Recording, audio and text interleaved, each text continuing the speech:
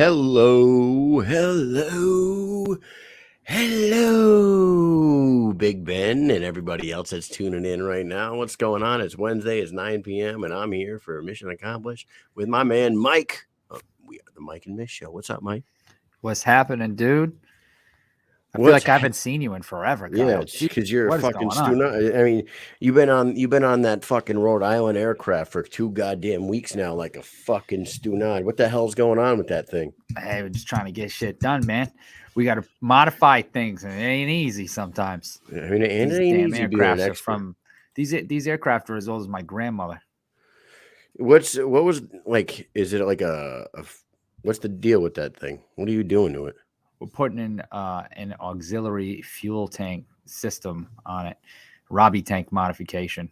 Oh, Jesus. So it deals with running wires from almost the rear of the aircraft all the way through the cabin ceiling, down the sidewall, through the center console. Listen, Mike. Hooking up a display and a control, all sorts of crazy shit. Mike, there's no way it should take you 2 weeks to get that done. Fucking ridiculous. Dude, takes a long time.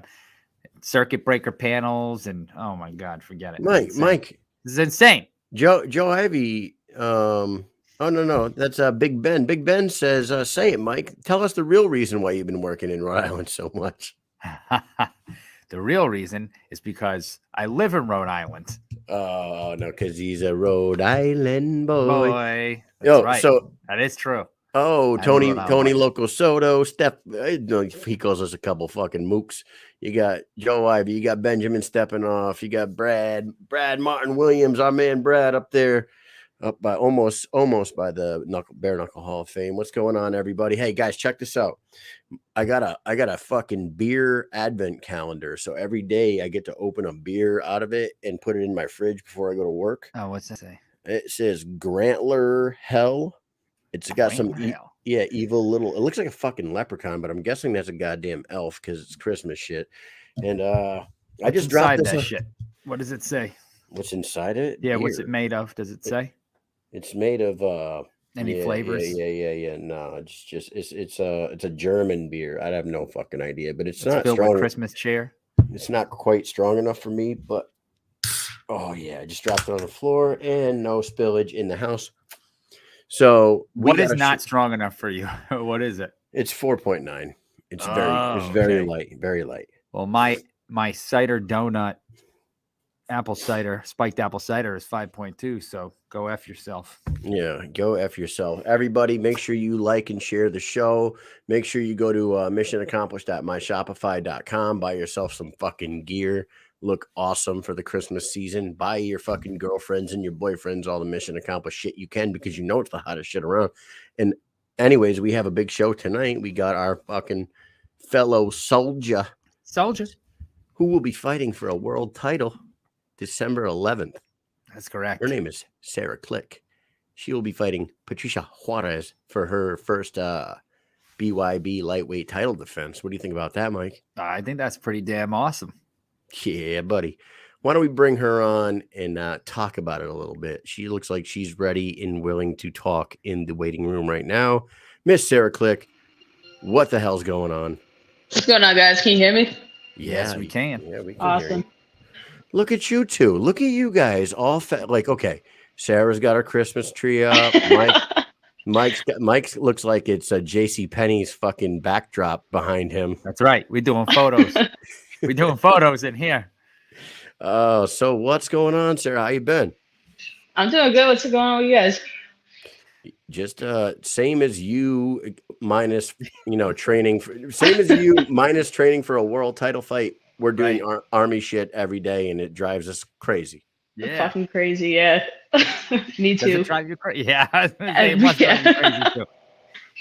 It seems to be everyone that I meet in the military is like, damn the military. And you're like, why are you still in this? Because I don't know. I love it and I hate it. It's a love-hate relationship. It sucks me in and I can't get out. Right. Yeah. There's no escaping it. There's no escape in the military.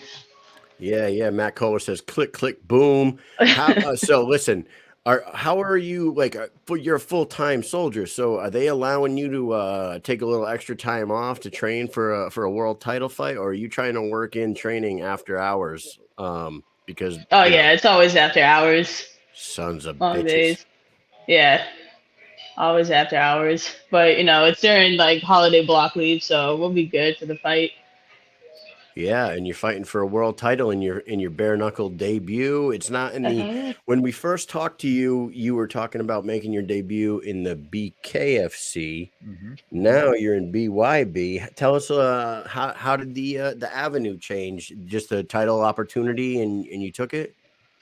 Yeah, they just offered me a title, so I was like, fuck yeah, taking it against Paty Juarez. So I've seen her fight quite a few times. She actually fought in Connecticut against one of my friends. So she's pretty well known professional boxer.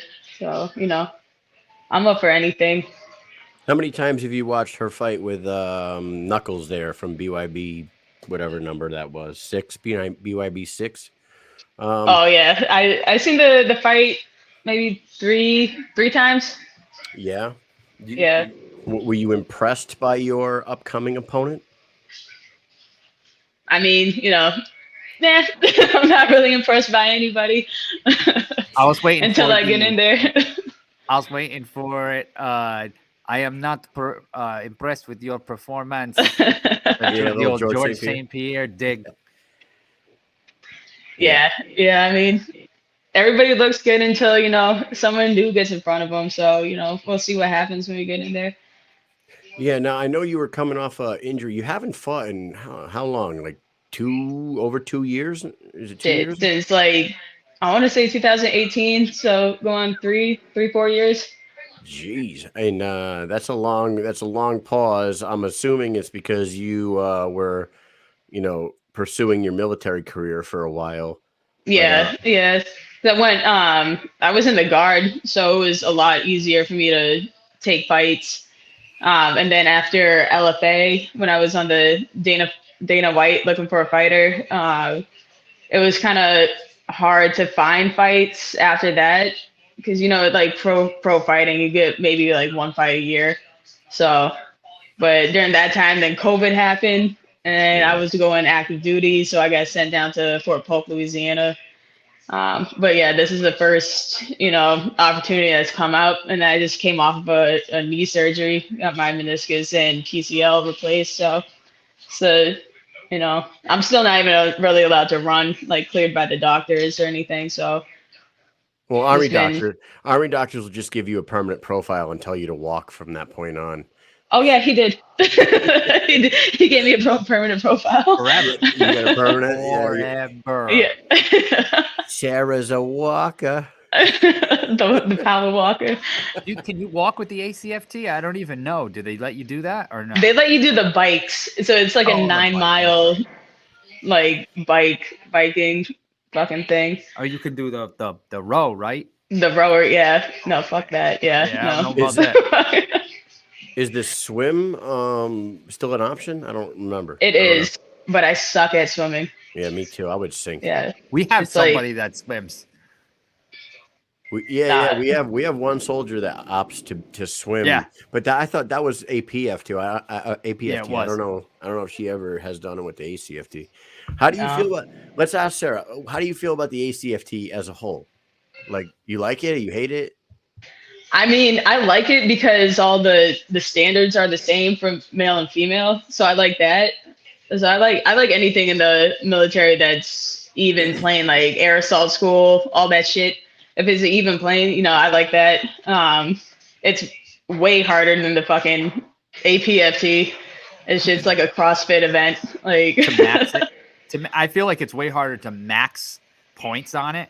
But personally, I feel like it's easier to pass though. Like it's minimums. It's definitely easier to pass unless you're like a fucking what was it, the black in the black area? Oh yeah. Yeah, where you have to have like all the top scores. Then those people kind of shit out of luck if you're not in shape. But yeah, you screwed. I'm avionics. I gotta do the gold standard, so which is really actually the bottom standard. Yeah. I was just gonna say, like, I could tell you that, like, the standards for our unit, because we're all a bunch of it's all mechanics. It's a bunch of aviation mechanics and like Mike's avionics. It's a bunch of guys crawling around aircraft and fixing aircraft. The standards aren't very high, to the point where we have a soldier that has been a habitual failure for a long time. I'm not saying your name, but you know who the fuck you are. Get your shit together. You get your shit together. God damn it. You see my face? Well, this person did get their shit together, I know. technically. I'm knife hamming him right now. You fucking know who you are. Anyways, this habitual PT failure shows up to the ACFT. Sarah, I cannot make this shit up. This should be on Army What the Fuck Moments. In the ACF, in the PT uniform with like loafer boat shoes on. Like, what the fuck are you gonna do in those? Like speary loafers, and the people conducting the ACFT are like, "Yo, what the fuck's on your feet?" And he's like, "It's all I had." They're like, "All right, well, you're taking the ACFT. You're fucking taking it." Yo, he passed. He passed. Yep. The minimums. He passed the minimums, but he did the run in 21 minutes or whatever the max is in his loafers. He just airborne shuffled that shit the entire not time. The loafers. Oh my God. But here's the kicker though, because it doesn't count it doesn't count yet because it's just diagnostic. Right. You still gotta go to fucking remedial PT. So it was just a cool story. I had a soldier show up to a field event with no boots. Oh, dude! I fucking skull fucked him. Wait. With no boots. Like, how does that even happen? With sneaks on or what? Yeah, he was wearing sneakers, and we were in the middle of like the nastiest swamp that you could ever be in. A nor'easter going on. There's fucking trees falling, and it's like 30 degrees out. And he was like, "Sergeant, I don't have boots." I was like, "Are you fucking kidding me? You're walking around with plastic fucking bags on your feet?" Then he showed up with so. I'm gonna try to show this for our audience, but I'm gonna send this to you in Messenger. This is from this weekend. This is from this weekend. That is a soldier in PTs, a PT uniform with the ASU dress shoes on. Oh, get the fuck real. Out of here. That's 100% real. I was there. We formed up, and then all of a sudden, Kyle, who is now our first sergeant, goes, "Oh, get over here. You're the guidon." Oh my God. The dude walks up and I'm looking and I was like, "Yo, is he wearing dress shoes right now?" I said, "What the fuck is on your feet?" He goes, "First sergeant, I showed up here and these are the only shoes I had in my car." I go, "What the fuck were on your feet when you drove here?" He didn't answer the question. I'm like, "What were you in house slippers? What the fuck were you on?" Like, you had to get in his bunny slippers. Yeah, you had to get in the car and drive your ass here. So what the hell was on your feet? He wouldn't answer the question. I was like, you know what? I wasn't going to do a guide on this morning because we're doing PHA and whatnot. But you're fucking stand out front. And I ran to my truck, got the guide on. And I'm like, hold that shit. And then before the formation even started, I pointed it out to all 200 soldiers that were there. I was like, everybody give him a round of applause. Look at this fucking Stunod. That's awesome. It is awesome. I just sent it to you. Just in case people are wondering, yes, this is somebody that's defending the country. It's scary. Yeah, it is scary. Yeah, it is scary. But anyway, so let's talk a little bit about you, BYB. How excited are you to get into a triangle ring? Huh? The I'm pumped. Like, I went and we had to do a media thing out in Miami, so they flew us down for 3 days, and we got into the Trigon. But that motherfucker is small. It's tiny, and then there's like one right angle and then the other ones are like maybe 50 degree angles. I don't know how geometry works, but they're tiny little fucking corners. Like, if you get backed into it, you're pretty much stuck because it like hugs you. So that's why I'm excited. It's gonna be like an action pack, you know. I think that's why they made it so small and designed it like that. So you have no choice but to like bang with each other. We asked Lorenzo Hunt about it because he fought one time in a Trigon, and he said that getting somebody in the corner was actually really dangerous because, you know, you back someone into a corner, they can't do anything but swing because now they're stuck. So they just got to go crazy. He was like, when I back someone in, I was like, oh shit, you know? Right. yeah, they're just gonna be a fucking wild animal at that point. Yeah. So, how? Maybe you guys can tell me how big is the Trigon compared to that Triad combat ring from this past weekend? Is theirs bigger? It's 22 feet by 22 feet by 22 feet. So the Trigon is. What is the Triad? I will check. Did you check that out, Sarah? No, you didn't see it. No, what's the Triad? So Triller, you know who Triller is. Triller's the one that was putting in all these crazy events with the Pauls and whatnot. So they ventured into a new sport called Triad Combat. And now what it is, and I might not want to be talking because maybe Dada 5000 might come to my house and smack me for talking you into a new sport. But so what they did was they took boxing rules and MMA rules and kind of like mixed them together. So you are boxing with MMA gloves on, right? It's almost like bare knuckle rules, but the difference is you can throw hammer fists, you could throw spinning back fists, and you could throw Superman punches. Oh, that would be my shit. Yes. Right. You can't kick, you can't knee, you can't foot stomp, but what you can do is like clinch up, over, underhook or whatever, get somebody tied up and then stand on their foot. Like you could plant on their foot and then just pound on them. You know what I mean? It's a wild set of rules, and I actually really liked it. And I'm like, man, and these Triller guys are fucking paying a lot of money too. So the MMA folks that are like leaving, that are like maybe thinking about going to bare knuckle might see this and be like, oh, I wonder what is this over here? That's a new venture for me. I can hit somebody with a spinning back fist? What the fuck?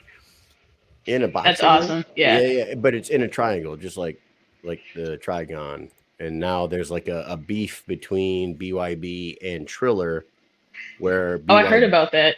Yeah, BYB is suing them for, stealing their idea or whatever. Right. I don't know how far that'll go. I'd love to talk to Dada 5000 or what was his name, Mike Vasquez. Yes, I'd like to talk to one of them, see where their mind's at with this. But it was pretty cool. That was where Mike Perry fought last week. Mike Perry fought, and what they did was it was Rampage and Shannon Briggs, and like Shannon Briggs was like representing all the boxers, and Rampage was representing all the MMA fighters, and they were like pitting boxers versus MMA all night long. That's awesome. Yeah, that's awesome. That'd be like that's a new thing. Maybe I'll do that next. I feel like it's a good idea. I like the idea. It's definitely exciting. I feel like that's the whole point right now. Everybody's like, okay, we had boxing and there's parts of that get boring, right? Then you have MMA and then there's parts of that like casual fans think is boring, right? Like the jiu-jitsu aspect. If you don't understand it, you're like, what is going on here? I don't want to watch this shit. I want to just see people. They want to watch MMA where people only punch each other and kick each other in the face. That's right. That's like the ONE FC. Yeah, the ONE FC with the Muay Thai and the MMA gloves. Yeah, exactly. Right. So I feel like all of these different promotions are just trying to like sprinkle in all the good stuff to get the best, craziest knockouts they can get, the best fucking fights, knockdown, drag out, bloody wars. They should legalize Litway. Yeah. I want to see that shit, headbutts and everything.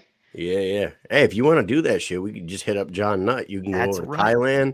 You can go to Thailand. Yep. You can fight. Burma, you could fight a girl in a phone booth over there, Lethway. Yeah. It's what's up. It's for real. It's on Fight Circus, man. It's crazy. Yeah. I was talking to somebody about the Triad guys, and they were like Mike just said, this is kind of like Mike's been in Rhode Island for 2 weeks, so he wasn't there for this conversation at work. But I'm like telling somebody about Triad, and they're like, who the fuck come up with those rules?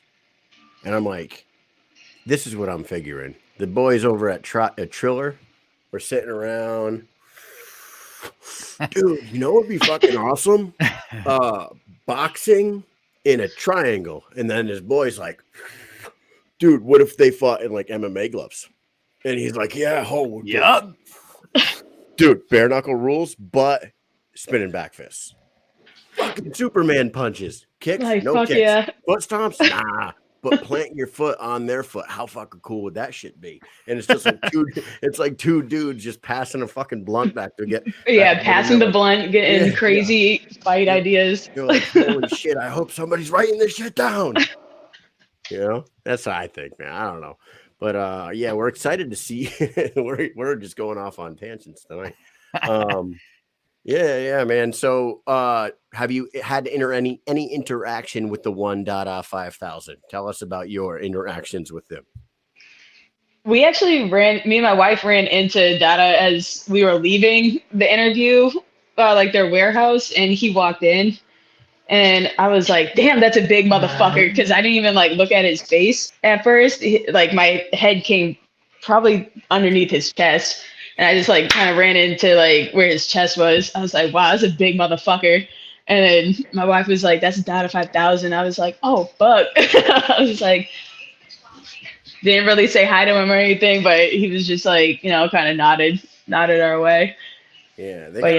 They got a real cool promotion going on over there, man. They're making some moves, BYB, as someone said in the comments earlier. 2022 is BYB's year. I don't know about all that, but I bet you it was Mike Kanowski. I bet probably was Mike Kanowski. I got to roll back and see. But what's cool is like there's so many options now outside of like your typical.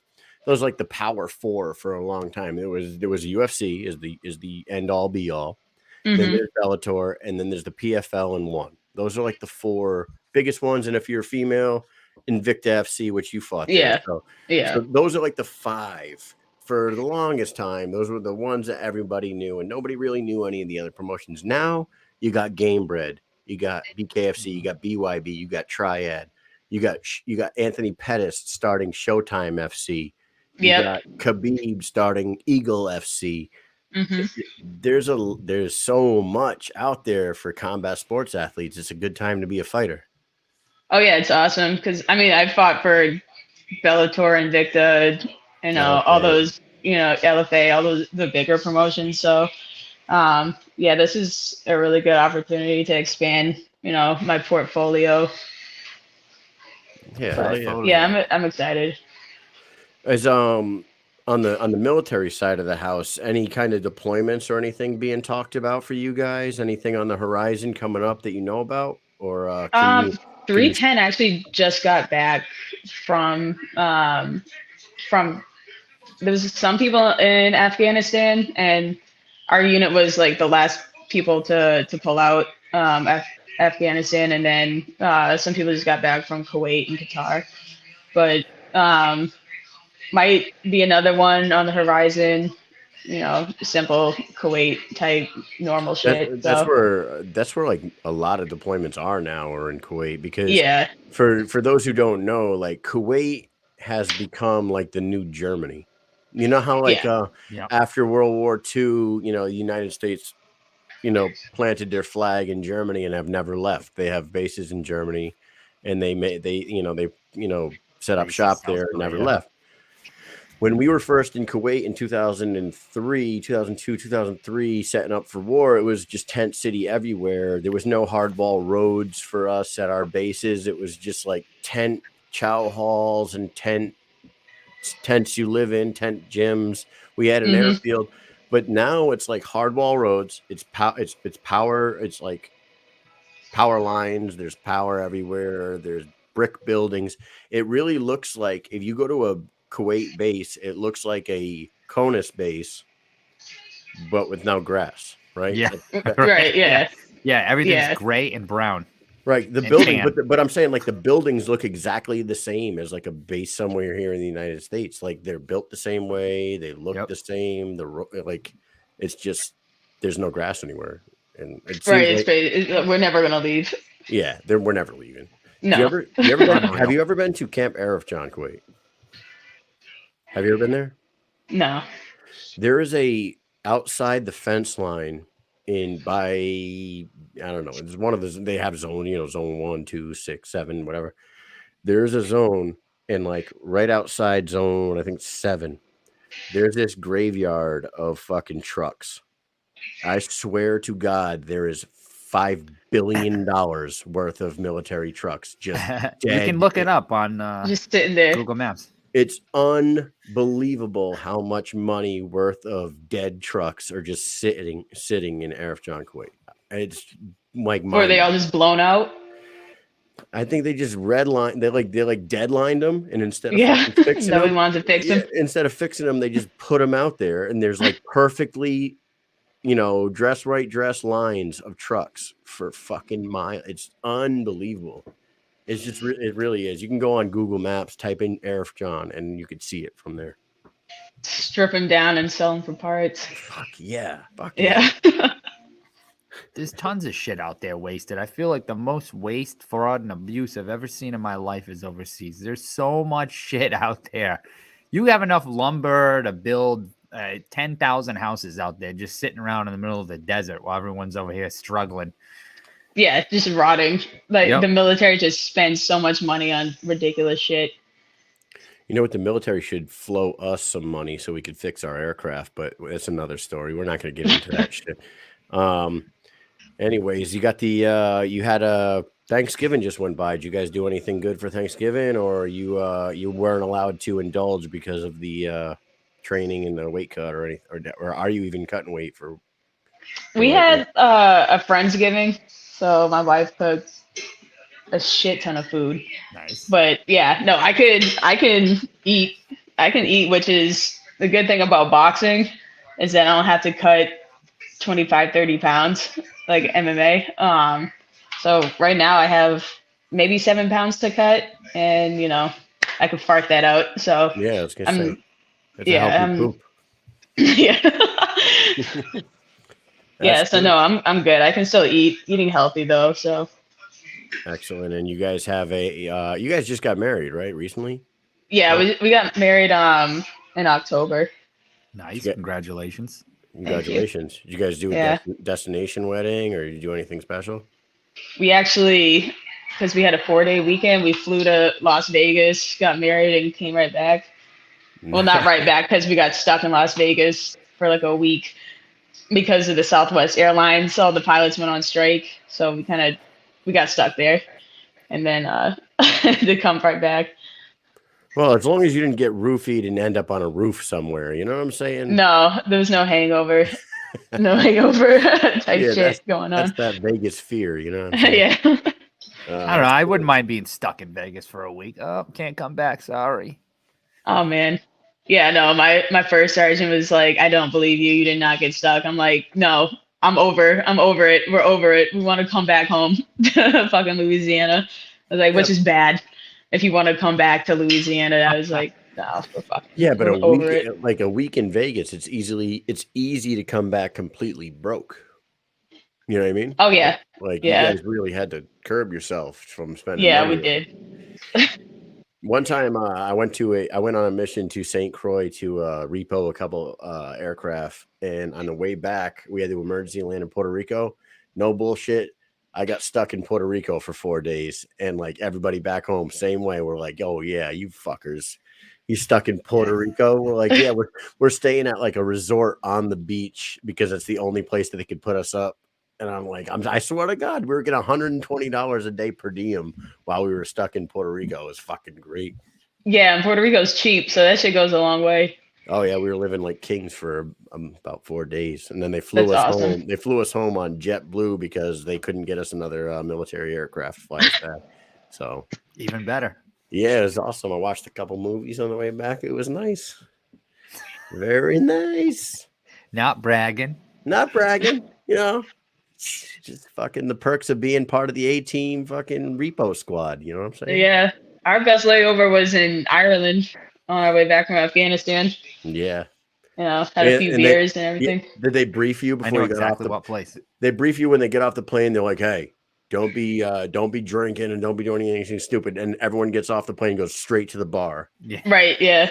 Yeah. They're like, don't be assholes. Do not embarrass the United States. We're like, we're an engineer unit. All right. Yeah. I think the United States does a good job embarrassing the United States. We're not going to do anything. We're not going to add to that here. Yeah. Oh man, My first deployment, I was 21 years old. I turned 21 at AIT. I went basic AIT straight into a deployment. I turned 21 at AIT, so I never really got to really enjoy myself. We're at the MOB station. Everyone leaves. So we were supposed to be the Advon. We were supposed to fly from Fort Drum to Baltimore and then go ahead of everybody, but we got snowed in Baltimore. So the main body beat the Advon overseas. We got stuck in Baltimore for a few days. So we're getting ready to get on the plane. Our platoon sergeant, he's like, all right, we got 3 hours before we get on the plane. Don't be in the bars. Don't be getting all fucked up. He goes, you guys need to get on the plane. You got to represent yourselves, right? Boom. We go to the bar. So we go in the bar and we're sitting there, and me and my buddy Larry, we order a beer. Waitress brings it over and she's like, those guys over there picked up this one for you guys. So we're like, hey, thanks. Waitress comes over. She goes, the people over there at the bar, they got your next round. We're like, oh, awesome. So we're like, thank you. We did that for like 9-10 rounds. Never paid for a single beer. Drank like 10 beers in 2 hours. Got shitty. And then get on the plane. Our platoon sergeant was like, what the fuck? What are you doing? I was like, hey, man, I'm an E2 right now. I can't go any further down. I'm like, oh, yeah. Yeah, it was a good I deployed as an E2. That's kind of like, because we moved out of Fort Bliss, and it was probably the day before we were supposed to leave, and our sergeant major was like, nobody better leave the fucking base. Like, you're not going into town. If I catch you out, I'm going to fuck you up. So everybody put, the little thing that you did as a kid when you like stuffed your bed with like the pillows and shit. So when he went and did head count, everybody had like put their pillows down so it looked like we were all in our beds, and we snuck off base. You had your butt sticking out of the bottom of the yeah. He like came around to one bar that we were all at, and they had this massive bullhead, and if you got your underwear on the bullhead, you got free drinks. So he came in and everybody was taking off their underwear and like standing on the bar and like kind of flinging onto the bull's head. I was like, oh my God. He was like, if we weren't deploying tomorrow, I would like fucking skull fuck everyone. I'm like, he's like, oh God. That's great. When we were in 2003, we were coming back from R&R. We're going back into the theater. So our layover was in Amsterdam. No bullshit. A 6-hour layover in Amsterdam. So we have the battalion commander and the first sergeant on R&R with the group that we went home with. So we get in the airport off the plane in Amsterdam, and he huddles us all up in the airport, and he's like, you have 6 hours. Don't be leaving the airport. I don't want to hear about anybody going down to the red light district. I don't want nobody smoking any weed, nobody doing any of this shit. Right. So don't worry, you're not going to hear about it. Yeah. He goes, you guys are dismissed.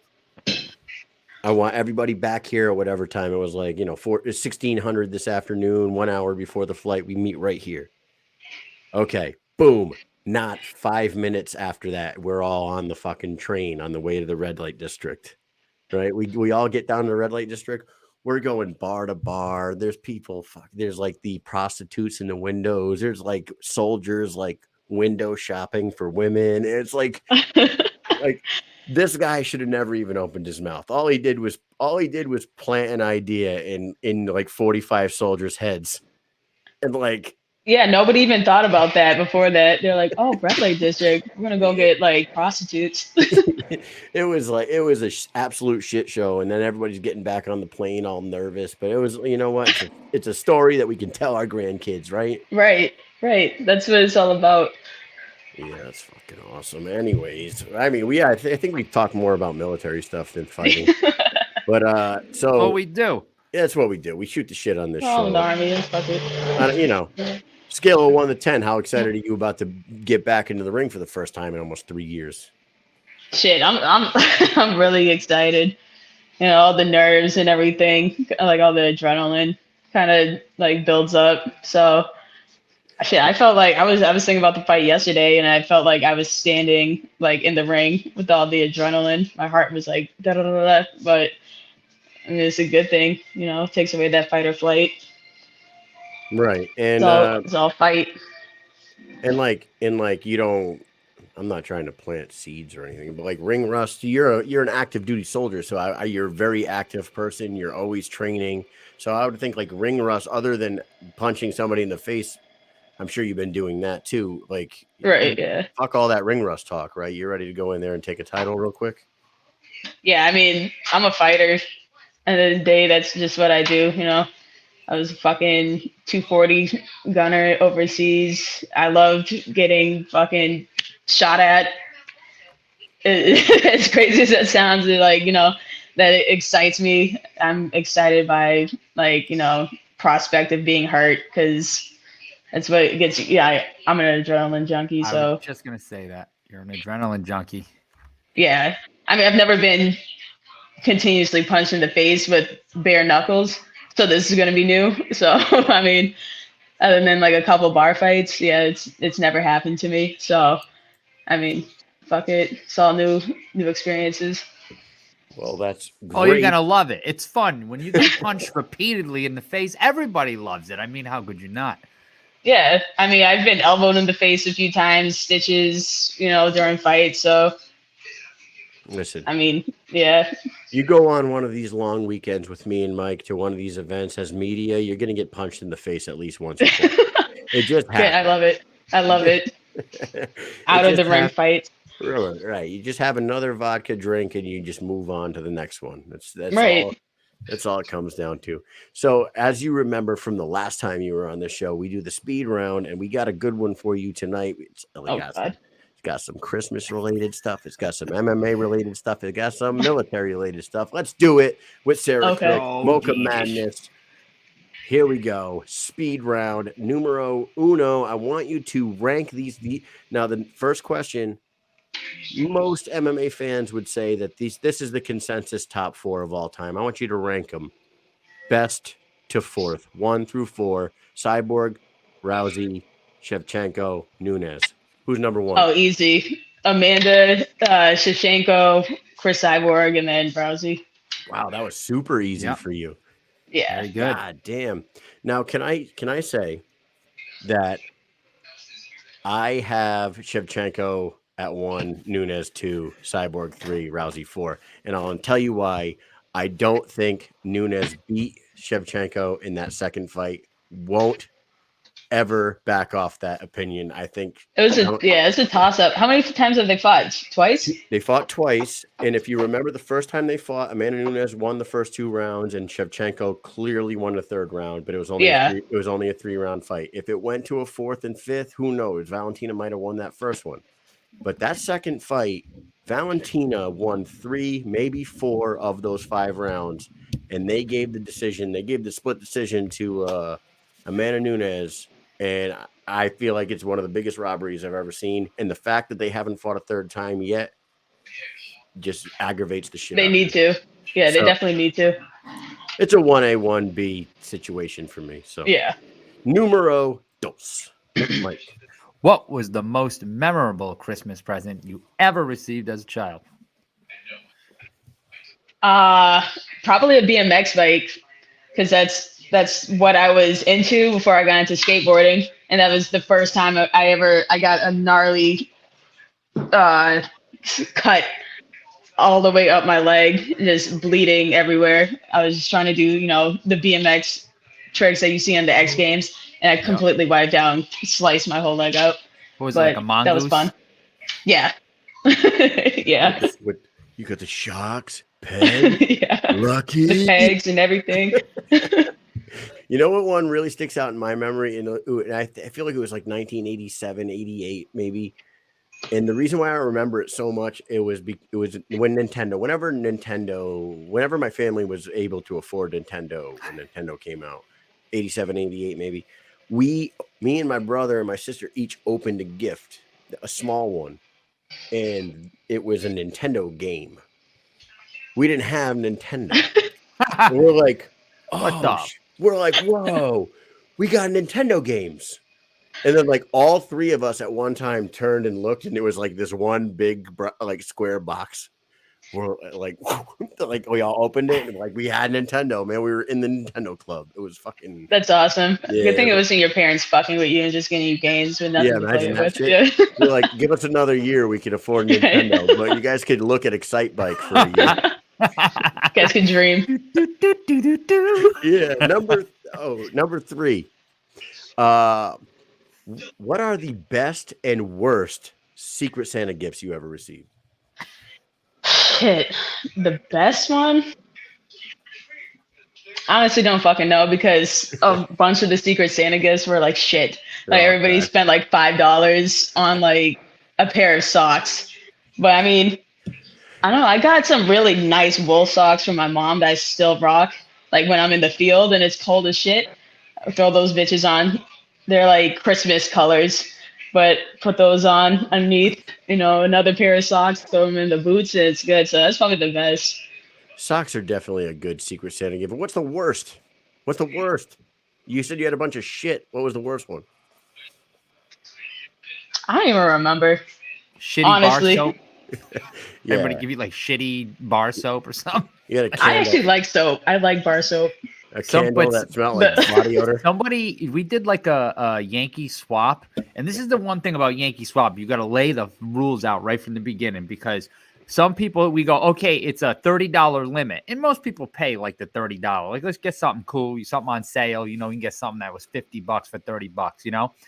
This dude buys the shittiest dollar store friggin' bar soap. It was like pink. It smelled like something like you would have, like your grandmother would have at her house, but still she didn't even use it. It was just sitting there. It was disgusting, and it probably cost $2. And somebody ended up with that shit. I was like, yo, that sucks. Somebody to end up with that shit, they paid $30, and you went and spent $2, and now somebody has that dumbass bar of soap. I was so mad about it. I was so mad about it. I actually remember the best one. And I didn't remember it initially because it was me and a bunch of people that deployed from Iraq and stuff that lived. We all went to the same gym, so it was crazy. But I got it was like Busty Betty. It was some big blow up sex doll, and everybody was completely fucked up. So yeah, I just remembered it now. But we woke up in the morning, everybody blacked out. We woke up and the doll was blown up, and she had beer bottles like in all of the orifices that are in so I was like, wow. But that was the best one that I've seen. I can tell you that during my 08-09 deployment, we did a Secret Santa with the troops over there, and I bought off of Amazon a like 18-inch black rubber fist with a grip handle on it, and I gave it to someone for Secret Santa, and it was called the Rubber Fist of Fury, right? And they immediately gave it back to me, so I had it. It was mine now. So what we did was they had an MWR softball event going on, so we named our team RFF. We were the Rubber Fist of Fury, and we put a wristband on the. This is where your fist. Tax money's going, people. Yeah. we put a wristband on the rubber fist. We wrote Fury on it, and that was our mascot. And we would like swing it around in the dugout as we were playing games. Oh man, we had something like that too. Someone sent us a bunch of big like dildos overseas, and like one had like a suction cup, so we would like pass it around and like stick it in people's wall lockers and scare them, or like we put on the my turret. We stuck it to my turret, so I had like a big fucking dildo swinging. Yeah, imagine being killed by that. Yeah, because the last thing you see is a dildo on your fucking. The last thing you saw before Sarah Click shot you was a fucking big rubber purple dildo hanging up. right, just swinging in the wind. Do you see how? You know what? This proves that people care about the troops sending care packages like that. That's very nice. Send sex toys to deployed soldiers. Very nice. It's better than socks and fucking sunflower seeds. I gave Kyle a Secret Santa present of myself. Oh my God, that was okay. That would if we if have you a asked rule. me the same question, I would say that was probably Mike got me in Secret Santa, and it was fucking hysterical. He gave me a framed photo of himself, and like I was like this at a table, like with my dress uniform on. Dude, it was like he was like this, and then dude, and you got me like. So the rule was $25, but you had to go to the dollar store. So I say, hey, listen, I'll buy a frame, and I printed out my own picture and put it in. So he opens it up. It's me. So he laughs. It's funny. Haha, whatever.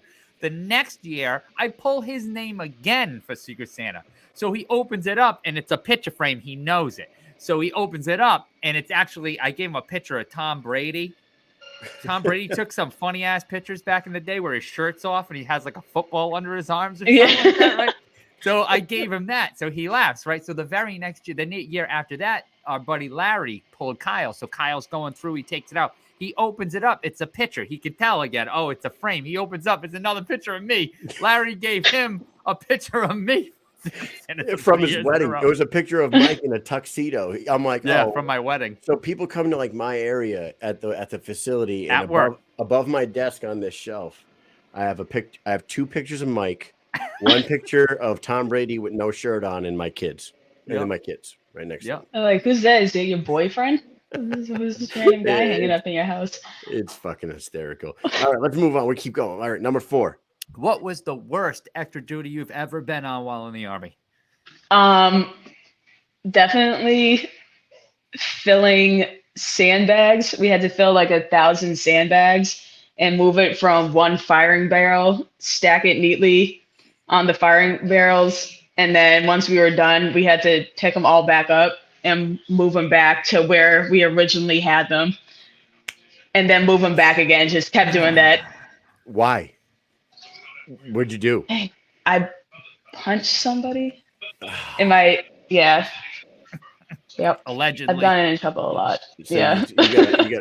So your punishment was just filling sandbags, moving them from here to there, and then moving them back. Yeah, until extra duty was over. Oh my God. It's fantastic. I mean, at least you're not burning shit or No. like I would have hated to be on that detail overseas with the burn pits. Or even like you get the Haji trucks that come in and suck out the fucking oh my God. I was an arm guard on a porta shitter. We called them the shit suck trucks. Yeah. A shit suck fucking truck detail, and you just sit in the fucking passenger seat of the shit suck truck and just drive around all day while this guy sucks the fucking porta johns out. Oh my God. It's fucking disgusting. Afghanistan has to be the worst smelling country on earth. It's foul. It's awful. Yeah, it's fucking awful. All right, number 5. Would you rather watch a 24-hour marathon of A Christmas Story or Elf? A Christmas Story, because we actually do watch the 24-hour marathon of A Christmas Story. What's the most times you ever watched in one day? I don't think we've watched it all the way through. We probably watched it all the way through one time, but it's continuously running in the background on one of the TVs. 14-hour period. Yep. Yeah. Oh shit, man. That's the same. It's that same way I feel. Yeah. It's always on the TV. You just turn the TV on in the morning, and then you open presents while it's on the TV, and then you eat, and then it's on the TV. Yeah, you cook, you eat, and then you have A Christmas Story playing in the background. All of a sudden, you hear the Bumpus' dogs. Yeah. You know, and then you're like, whoa, what happened? All the dogs ate the turkey. Yeah, I triple dog dare you. And like, everybody stop what you're doing. Look at the TV.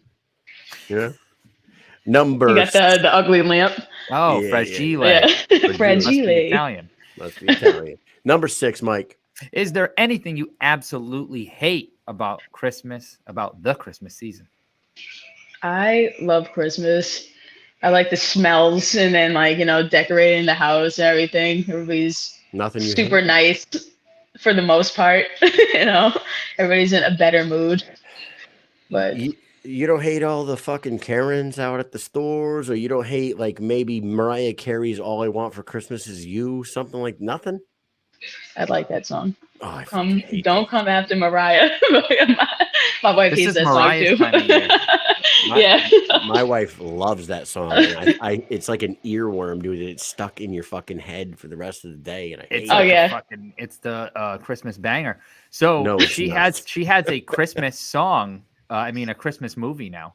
Did you know that? There's an animated Christmas movie. I don't know what it's on. Maybe Netflix, because my kids were watching it the other day. Probably wouldn't watch that. It's about like a little dog or something. Joe Ivy says, "Stop spreading your hate, Kyle." I'm just being honest. I fucking hate it. Anyways, number 6 and number 7, and this is my favorite question of the night. We have 3 more after this, but here we go. In the Home Alone universe, What do you imagine that Kevin McAllister grew up to be? Like a crackhead. A crackhead? Crackhead. Oh, man. I immediately thought like special ops or maybe an assassin. Or maybe I think he could have gone either way, but he took the crackhead route. But maybe like even like the greatest cat burglar in the history. Yeah. You know what I mean? Like he knew exactly what not to do. I You see the know Right. crackhead. I see the crackhead. It's probably because I know what he looks like now. So that's the first thing that came to mind. The question's not about Macaulay Culkin. It's talking about the Kevin McAllister character. I know. That's all I can think of, honestly. I can't get that image out of my head. Mike, what would you think he'd be? I was gonna say that he would just be like a kid that just stays at home and doesn't do anything because his parents always forgot about him and shit. And he kind of got a complex, but then he had his like 15 minutes of fame when he caught these dudes. So he probably lived that throughout his entire. And then all of a sudden he realized, like, oh, I'm 40 and I'm still talking about that time that I caught these burglars and da da da da. And my parents don't care about me. So then he's still a loser, you know? Yeah, it's like eventually nobody gives a shit. Yeah, exactly. Like he hooked up with a ton of chicks during his teenage years because he was the guy that took down the Wet and the Sticky Bandits. Who happen to be the same guys. And then that flame burned out. Yep. And then he started smoking meth. He's at like the bar. Exactly. Up the That's how it happened. He's at the bar up the street and he's sitting at the bar and they're like, "Who's that guy?" "Oh, that's Kevin McAllister." That used to be Kevin McAllister. Guy. That's right. The Wet Bandits guy. Number 8. Have you ever regifted something and did you feel guilty about it afterwards? I actually haven't ever regifted anything for anybody. If like I like you enough to get you a gift, then I put some effort into it. I don't get a lot of people gifts, but if I do get you a gift, it's gonna have thought into it. It's a great answer. I thought everybody on this planet has regifted something. I don't think I have either. Really? Yeah. Like I think like she said, like I'm not buying gifts. I don't give gifts to people. So like I don't even waste my time to re-gift. Right. Right. You're lucky you get anything from me. All right. Number 9. If you were paid $1 for every time you swear each day, how much money are you making on a daily basis? Whew. Man, if it's like an office day, probably about $100. If it's like a field day with my soldiers, I'd probably be a millionaire. I'd be like a Steve Jobs type millionaire. Oh man! Soldiers do the dumbest fucking things.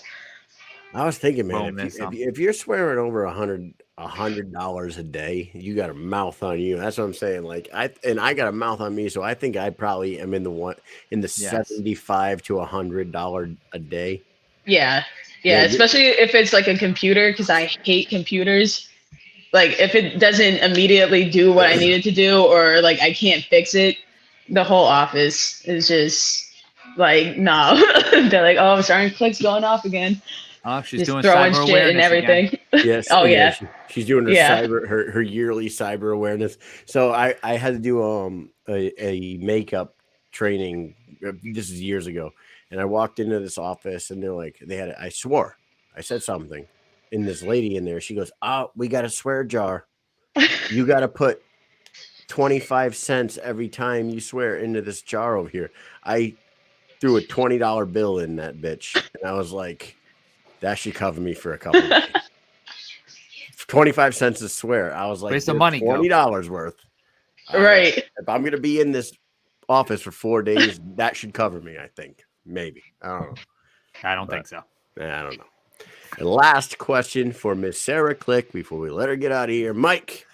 Finish the sentence. This year, all I want for Christmas is... my Jeep back. I want my Jeep back. It's been in the fucking like a storage space because I went to go get it fixed, but it's in Houston, so it's in a whole other state, and I can't go back to get it during the weekdays. So it's just stuck there. It's just sitting there. Yeah, it's just been sitting there for like 6 months. It's just a matter of you having time to go get it.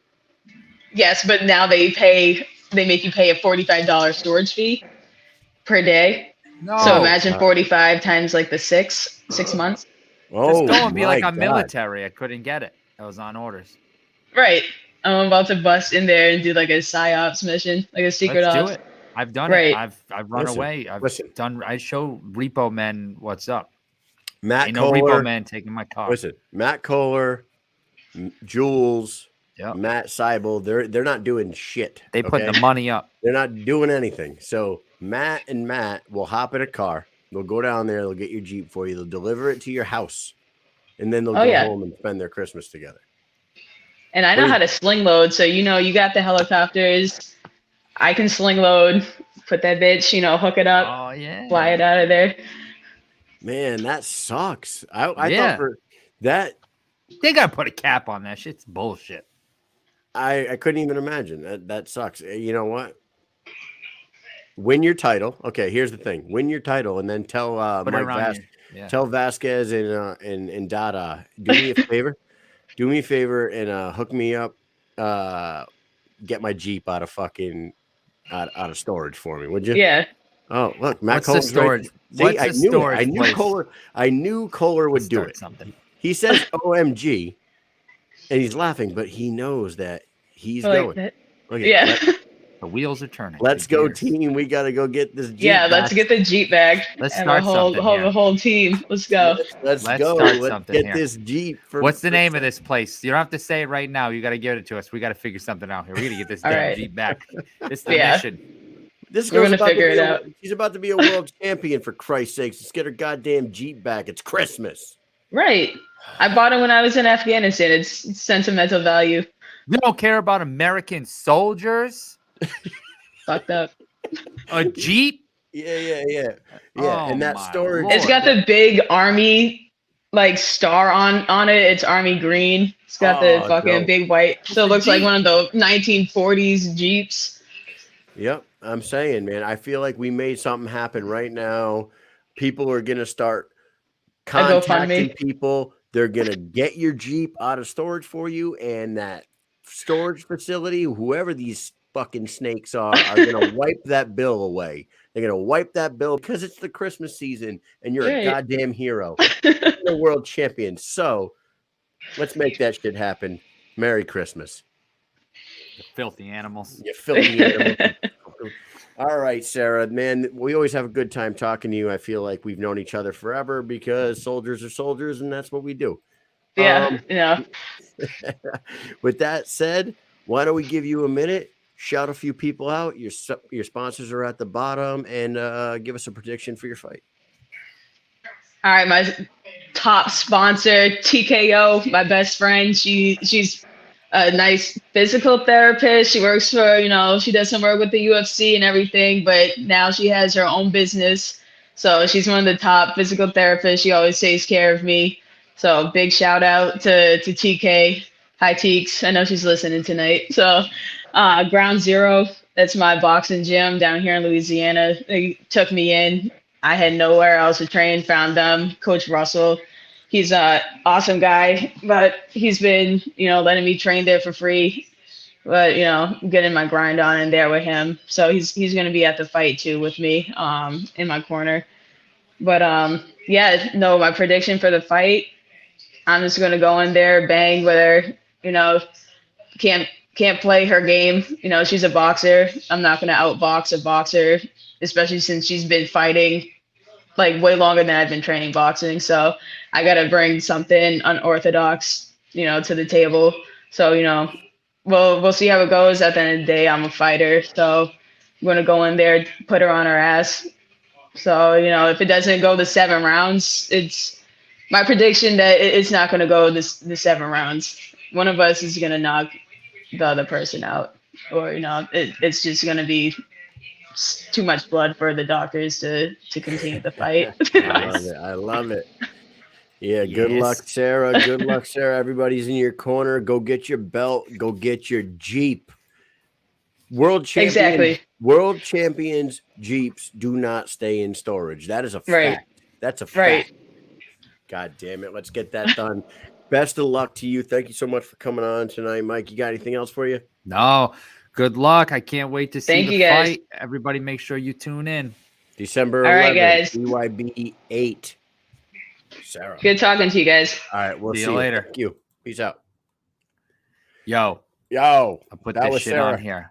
That was Sarah. December 17th, Miami. 'Tis Mike, the season to brawl, my friend. It's an absolute fact That that as long as you've served in the military, it's kind of like you're just hooking up with your old buddies again. You know what I'm saying? Yeah, it always is. And that's the vibe we get off of her. She's awesome. She's super likable, like Joe Ivy says in the comments right there. Use the clinch, uppercut the shit out of her is what Howie said. Yeah, that's what that's what she probably plans to do. I mean, I think if I can remember that fight correctly with her and Knuckles, she won the fight. But a lot of big giant looping right hands is fucking. I don't know. I'd have to rewatch the fight. I just remember her having a jab, but then like looping them like these big ass right hands like all fight long. I mean, I don't know. What do I know? But I'm just saying like, what I can remember. What do I know? What do I know? What I know is that if you guys didn't notice, Sarah went an hour with us. That's correct. Our second guest. Excuse me. Our second guest has had a reason to miss the fight tonight. I missed the show tonight. Yeah. She is fighting December 9th against Jenny Savage, Delaney Bailey. Unfortunately, I know you guys wanted to hear from Delaney. The same reasons she missed last week. She rescheduled with us tonight. She thought everything was going to be cleared up. She'll be on. She'll be on at some point. Might not be till after she fights Jenny, but just best of luck to Delaney Bailey. I hope everything's okay with her, and I hope she has the best of luck when she fights Jenny Savage December 9th. Sarah Click, man, I know that we're supposed to be like unbiased here, but the fact that she's an active duty Army soldier, she's part of our family. So I kind of am in her corner, and I'm not gonna lie, I am rooting for Sarah. I want her to win a title. I want her to do it. I want Matt Kohler to go get her Jeep out of storage. Yep. Got to get that Jeep. We want to make this a great Christmas season for all of us. Get that damn Jeep. That's American vehicle for an American gal. About to kick some American ass and get that American belt. Yeah. For real. Yeah. Get that damn Jeep. You're going to get that Jeep. You're going to be driving around. How can you not have a Jeep? I mean, Howie says it's your fault, Mike. It's Mike's fault. It's all my fault. We know this.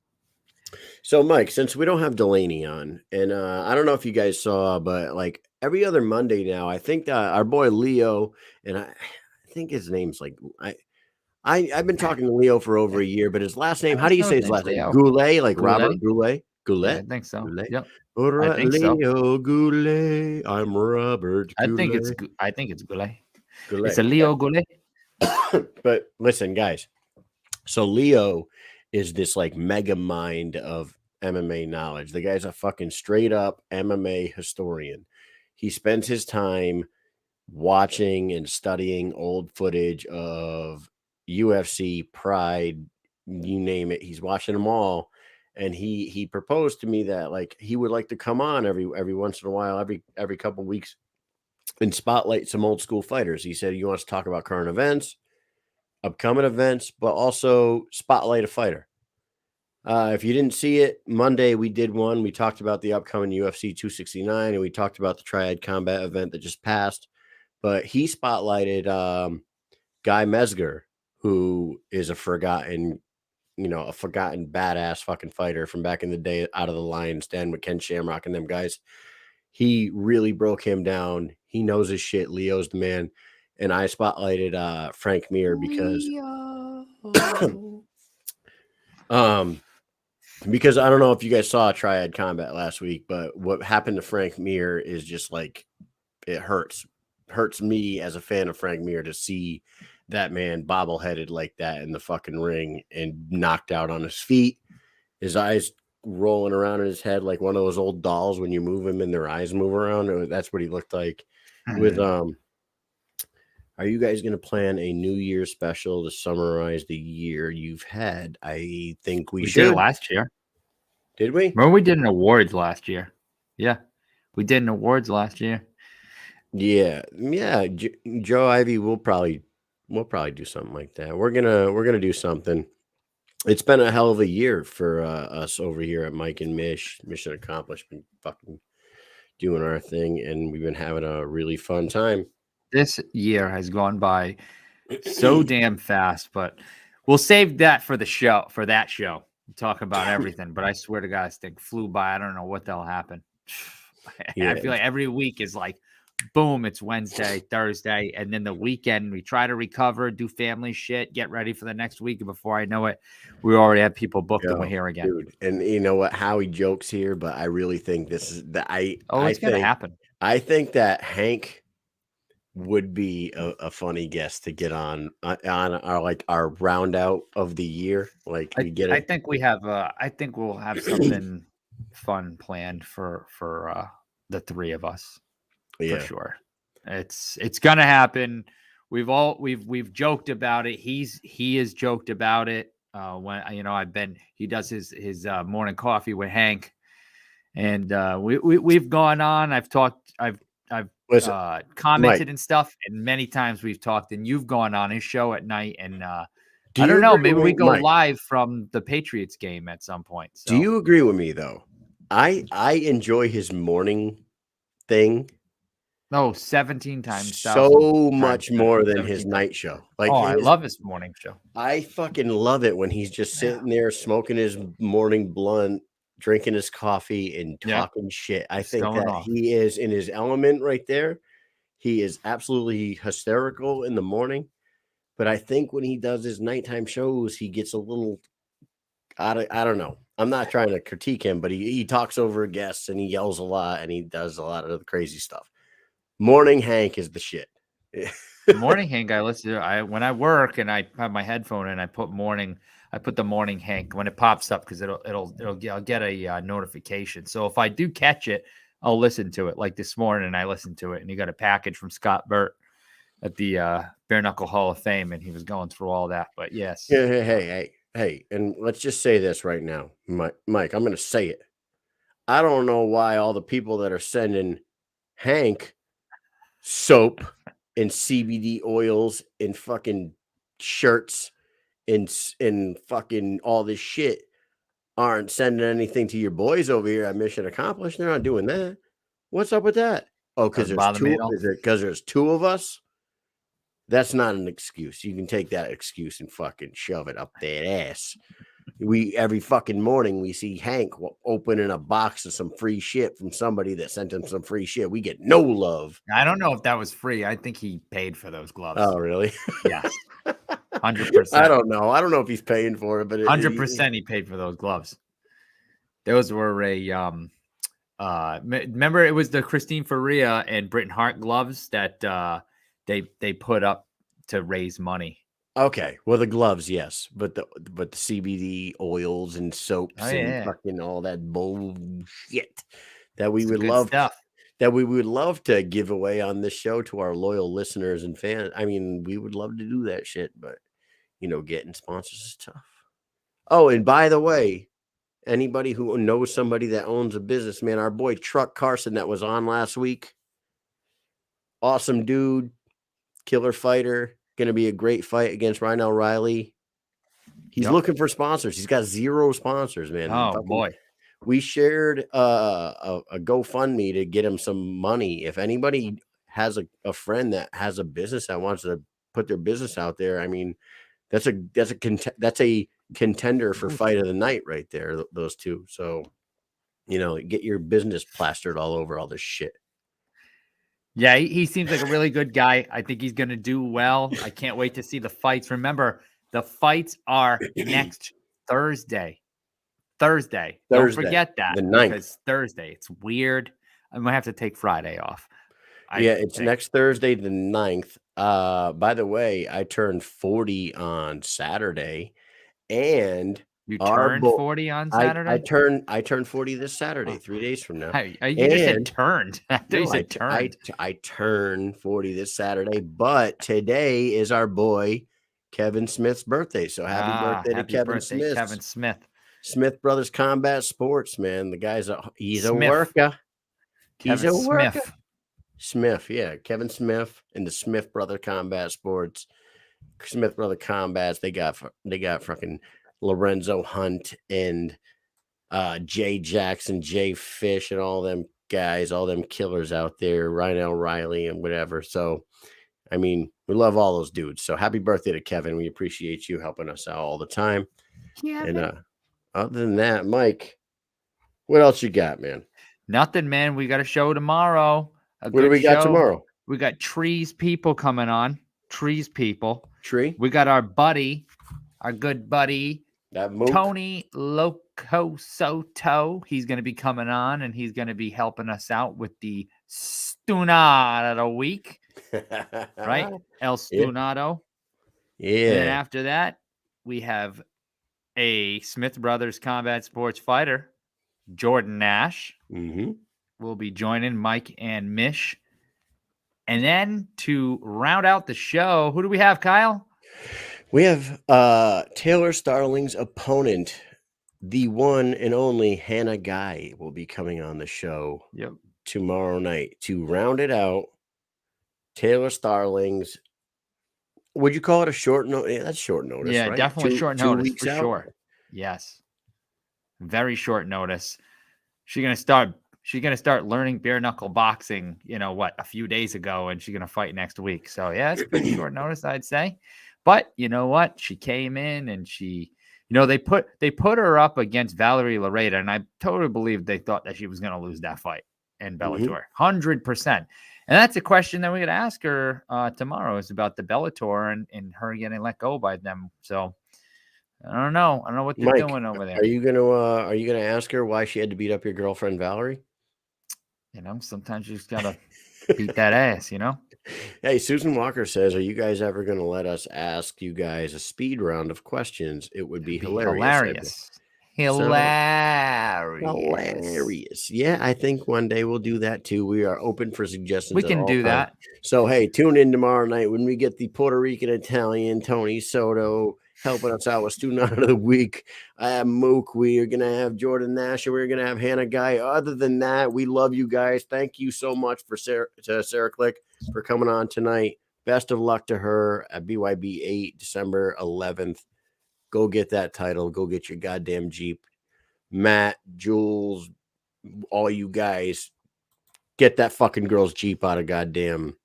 And Joe Ivy wants a fight companion. We should do that too. Oh my God. God. Oh God. Oh, great job tonight. Anyways, thank you all for tuning in. Have a good night. Peace.